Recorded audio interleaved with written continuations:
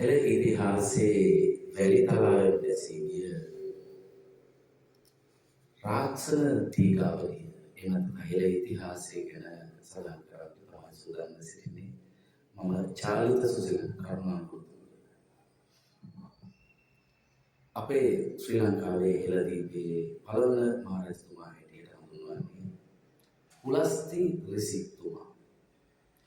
එතුමාගෙන් පසු රට රාජ්‍ය භාර ගන්න එතුමාගේ පුතා වූ විශ්වක රිසිතුමා. ඔහු කසාද බඳින්නේ එහෙම නැත්නම් යුගදිරියට අරඹන්නේ කයිකයි රජින. ඇය අසුර කුල කාන්තාවකි. ඉතින් මෙහෙම කාලයක ඇවැමින් සිදුවේදී දරුවන් උපදිනවා මේ විශ්වක රිසිට. ඒ කයිකයි රජිනට දාව. පළමු පුත්‍රයා හැටියට රාවණ මහරජතුමා ප්‍රසූත වෙනවා. දෙවෙනි සුබර්ණකා දියණිය. ඒ සීගිරි නම් රාජමාලිගාවේදී ශ්‍රී ලංකාවේ ප්‍රකට පළමු ඉතිහාසයේ හෙළදීපයේ ඒ හෙළ භාවයට පත් වෙනට කලින් මුලින්ම තිබුණු ඉතිහාසයේදී ඒ පළමු රජතුමා විදියට දක්වන්නට ලැබෙන්නේ පුලස්තිස්තුමා. රාවණාගේ තව සොහොයුරන් දෙදෙනෙක් සිටිනවා. විභීෂණ කුම්භකර්ණ යන සොහොයුරන්. ඉතින් පුලස්ති ඍෂිතුමා අනාවැකියක් පළ කරලා තිබුණා හෙළදීපයේ ශ්‍රී ලංකා මහද්වීපයේ පළවන රජතුමා දෙවන රජතුමා තුන්වන රජතුමා වන රාවණාට අනාවැකියක් පළ කරලා තිබුණා. තම බිරිඳ කසාද බැඳපු බිරිඳගේ නම තමයි මන්දෝදරිය.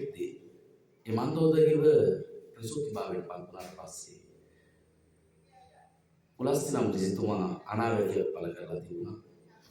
ඒ අනාවැකිය තමයි මේ රටට සෞභාග්‍ය ගෙන දෙන්නට නම් රාවණාගේ බිරිඳට ඒ කයිකයි රජලගේ පරම්පරාවෙන් වූ ඒ බිරිඳට දරුවන් දෙදෙනෙක් සිටිනවා.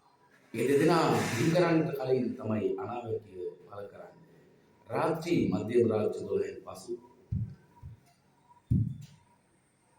මේ ප්‍රසූතුණු ශ්‍රී ලංකා මහද්වීපයට ගැටලුවක් නැහැ. රජතුමාට රාජ්‍යයට කිසිම අවඩක් සිදු වෙන්නේ නැහැ. ඉතින් මන්දෝදරිය විලිරුදාවෙන් එදා ඒ සීගිරි රාජමාලිගාවේදී ගෑනවා. කළු මේඝයෙන් මහා අහස දිගුම් දී හඬ රැවුදෙනවා. රාත්‍රී 12ට මෙන් ඒ විලිරුදාවෙන් කෑ ගහපු මන්දෝදරිය රාවණාගේ බිරිඳ ප්‍රසූති කරනවා පිරිමි දරුවෙක්.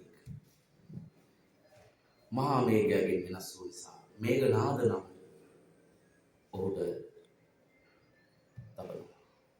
නම තබුවාට පසු මේ පැත්තේ ඒ ගෙලේ සඳහන් කරනවා රාජ්‍ය කොඩියේ සලකුණු දෙක. රාජ්‍ය කොඩිය තමයි ඔකට තිබුණු ඊට පස්සේ 5000කට පැරණි තිබුණු ඒ කොඩිය තමයි ඉර සහ හඳ. ඒ කුඹ කර්ණ තමයි සොයුරට කතා කරලා කියනවා. ඉර සහ සඳ ඒ පුත් කුමාරයාගේ ගෙලේ සලකුණු කරනවා. නැවතත් මන්දෝදරිය දරු ප්‍රසූතියෙන් හේතුව නියුන් දරු ඒ දියණියත් ඒ විදිහටම ප්‍රසූතුනාට පසු පුලස්ති නම් ඍෂිතුමා වෙලා කියනවා රටෙන් මේ පුංචි දියණිය පිටවහල් කර යුතු මොහොතපත් කරන්නට මන්දෝදරියටයි රාවණාටයි දරාගෙන බැරි දරු සිනාස එකිනෙකා වැළපෙමින් කෑමස් කුමක් කරන්නද ආදරේ වස්තුව වගේ පළවෙනියෙන් හම්බුණු ඒ දරුවන් දෙපළකින් එක්කෙනෙක් වෙන් කරන්න. නමුත් කමක් නැහැ. කෙහෙලිය කියලා ඇයට නාමය දැන්පත් කරලා. අටපහ නොදන්නා කාන්තාවක් සමග ඒ කෙහෙලියගේ ගෙල ඉර සහ කොඩියේ තිබුණ ඒ සලකුණු දෙක සලකුණු මෝදේ පාකාර කාලය මෙසේ දින සති මාස දවස් තප්පර ගෙවීම කාලය ගාවෑමේ ඉන්දියානු ಭಾರತයේ ජනකරම් මහරජතුමාට මේ පාකරේ ඉරුවල් නැව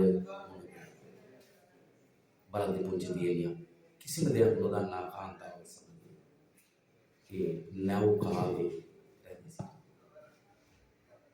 ඇය නකුලෙන් උපන් නිසා නැවෙන් උපන් නිසා නකුලී නාමයට පත් සීතා නමින් ඇයට නාමය ස්තුතියි ඉතුරු කොටස අපි ඊළඟ දිනේ සාකච්ඡා කරමු ඔබලාට ඒ වැලි තලාවෙන් දැසී මීට වසර 5000කට ඉබේ කතාවක් නැවත රැගෙන මම චාලිත සුසිල්